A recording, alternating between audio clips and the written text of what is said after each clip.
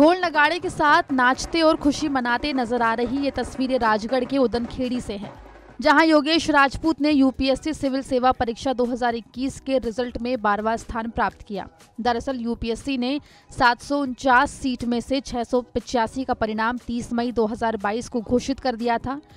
Reserve list के आधार पर 63 और उम्मीदवारों के नामों की अनुशंसा की गई है, जिसके परिणाम 10 अक्टूबर 2022 को घोषित किया गया, जिसमें योगेश राजपूत ने 12वीं रैंक हासिल की। योगेश का रिजल्ट आने के बाद पूरा परिवार खुशी से झूम उठा है। योगेश ने अपनी सफलता के पीछे सेल्फ स्टडी को बताया है। साथ ही योगेश ने बताया कि एक समय निर्धारित और लक्ष्य तय करके पढ़ाई करना उनकी सफलता की पूंजी है। योगेश के पिता बहादुर सिंह राजपूत गांव में एक छोटी सी जूते और चप्पल की दुकान चलाते हैं। योगेश ने काफी कठिन परिस्थितियों में पढ़ाई की है।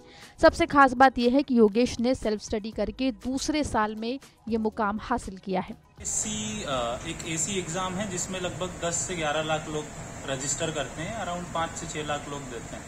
तो शुरुआत में जब मैंने पढ़ाई चालू की थी तब तो मेरा एक ही सपना था कि कभी जीवन में प्रीलिम्स तो निकले। प्रीलिम्स क्लियर हुआ तो मैं काफ़ी खुश था कि मेंस दे के आते हैं, वही मेरे लिए बड़ी उपलब्धि थी। पर जैसे ही मेंस का रिजल्ट आया तो इंटरव्यू कॉल भी आ गया। इसी के चलते मेरा फाइनल सिलेक्शन 2 नंबर से रह गया था। पर अभी जब रिजर्व लिस्ट डिक्लेयर हुई है तो उसमें मेरे को पोस्ट मिल गई है, तो अब काफ़ी खुशी का माहौल है। काफ़ी खुश हूँ कि जो मैंने आज से 5-6 साल पहले शुरू किया था उसमें मैंने कुछ ना कुछ मुकाम हासिल किया है। आपके परिवार, आपके दोस्तों की क्या भूमिका रही है? यूपीएससी एक ऐसी एग्जाम है जिसमें सहयोग सभी का बराबर लगता है।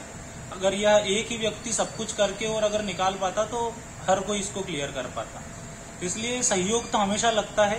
तो सहयोग की बात करें तो मेरे फूफा जी, बुआ जी, अंकल जी जीवन सिंह जी राजपूत, मेरे बड़े भैया राजकुमार राजपूत, जिन्होंने मुझे गाइड किया कि कैसे क्या करना चाहिए, क्या नहीं करना चाहिए।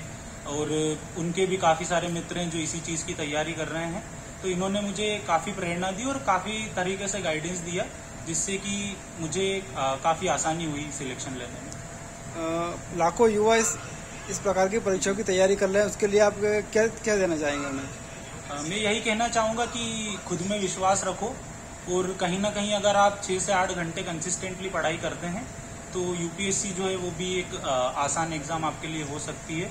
बस कड़ी मेहनत और कंसिस्टेंसी के साथ इसको क्लियर किया जा सकता है। यहाँ बताते चले कि पिछले साल यूपीएससी ने नोटिस जारी कर बताया था कि वो रिजर्व लिस्ट क्यों जारी करता है। सिविल सेवा परीक्षा के लिए आयोग अलग अलग सिविल सर्विसेज में नियुक्ति के लिए अलग अलग कैटेगरीज में संबंध रखने वाले अभ्यर्थियों की सिफारिश करता है। मुख्य परीक्षा का रिजल्ट जारी करते समय अनारक्षित कैटेगरी के उम्मीदवारों की संख्या उन आरक्षित उम्मीदवारों से कम कर दी जाती है जो बगैर किसी रियायत के जनरल कैटेगरी के उम्मीदवारों के बराबर या मेरिट स्कोर हासिल करते हैं।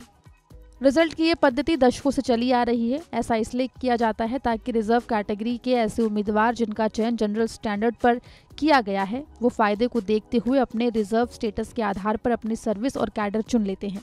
ऐसी स्थिति में खाली हुई वैकेंसी को रिजर्व लिस्ट में भरा जाता है। रिजर्व लिस्ट में रिजर्व कैटेगरी के अभ्यर्थियों की पर्याप्त संख्या होती है। वरीयता को लेकर होने वाली कमी की भरपाई भी इससे की जाती है। राजगढ़ से पंकज शर्मा की रिपोर्ट, MP तक।